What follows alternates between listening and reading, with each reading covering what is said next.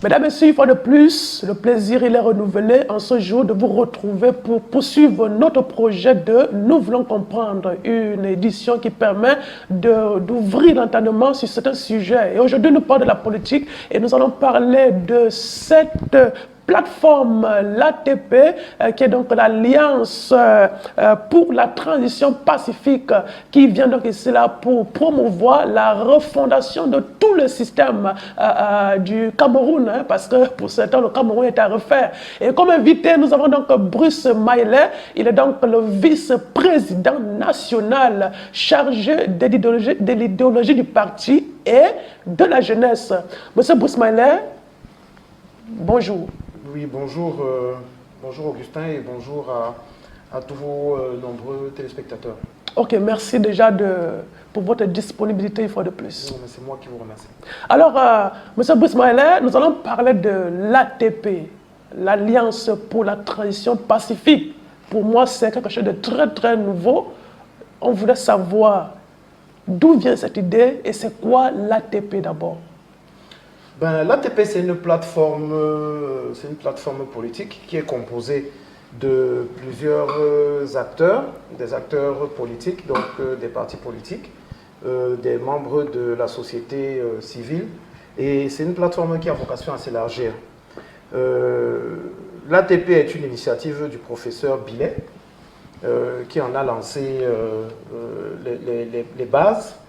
Et le PCRN, dès qu'il a été approché et sollicité pour participer à cette plateforme, le PCRN a marqué son accord de principe.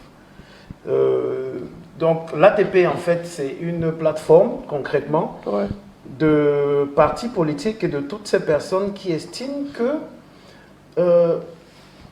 briguer la candidature ou le poste de président de la République du Cameroun est une entreprise qui ne peut pas être unipersonnelle. Oui. Nous pensons qu'un individu à lui seul ou un parti politique à lui seul n'a pas suffisamment de coudées franches pour briguer, espérer gagner, remporter l'élection présidentielle au Cameroun.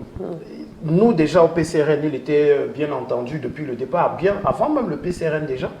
À l'époque de 2018, la candidature de Cabral Libye sous le chariot du parti Univers, le président Cabral Libye demandait déjà de tous ses voeux à ce que les forces de l'opposition se mutualisent pour aller en compétition contre le président Biya, parce que nous avons compris, et on n'a pas besoin d'être un génie pour comprendre qu'il est très difficile, voire inenvisageable, pour un seul parti politique, aussi puissant qu'il puisse être, ou qu'il prétende l'être, d'aller affronter le président Biya, je parle bien du président Biya, Paul Biya, sans un certain nombre d'alliances, sans un certain nombre de partenaires.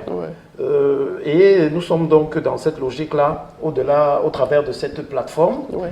Mais c'est une candidature qui est quand même assez particulière parce qu'elle s'adosse sur un programme. Un programme défini. Voilà, on va en parler. Alors, pourquoi vous parlez de plateforme? Et avec qui exactement? Ça veut dire quoi? On pouvait penser que, bon, chacun vient avec sa part, et puis vous trouvez un consensus. Pourquoi vous parlez de plateforme? Qu'est-ce que vous voulez véhiculer exactement? Oui, non, bon, une plateforme, plateforme le mot, mais plateforme c'est juste une base de travail. Mais effectivement, c'est une table autour de laquelle la plupart des participants, tous les participants sont assis, font des propositions. Il en ressort une espèce de syncrétisme, c'est-à-dire qu'on essaie de concevoir quelque chose. Mais l'idée de base est que le Cameroun est un pays tellement sensible. Et le long règne du président Biya n'a pas arrangé les choses.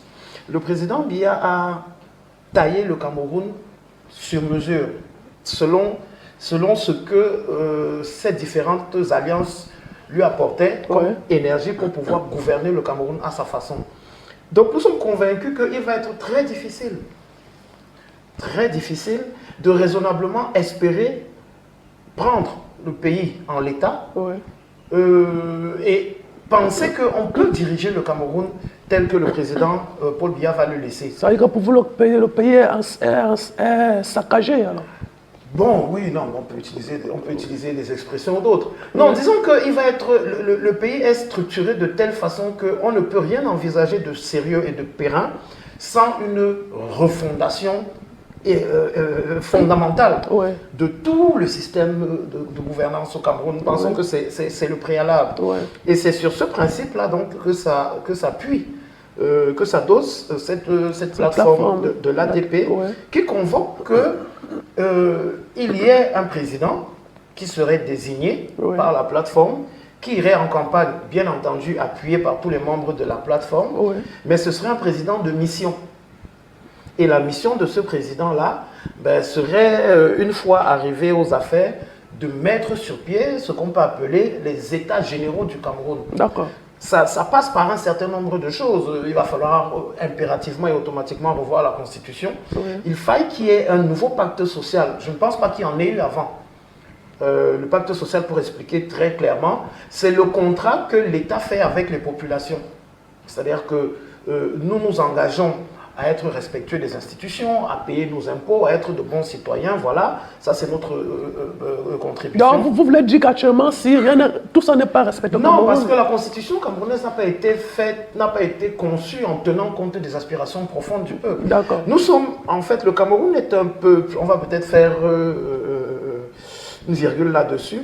Le Cameroun est un peuple, si vous voulez, c'est un conglomérat de communautés. Et chaque communauté au Cameroun a certains desiderata qui leur sont propres. D'accord. Je crois qu'on va revenir pour ne pas surcharger cette émission. Alors, s'il faut résumer, l'objectif même de cette plateforme, c'est lequel? L'objectif fondamental de la plateforme, c'est de proposer aux Camerounais une candidature. C'est de proposer aux Camerounais une candidature qui a pour projet principal la refondation de l'État du Cameroun. D'accord. OK.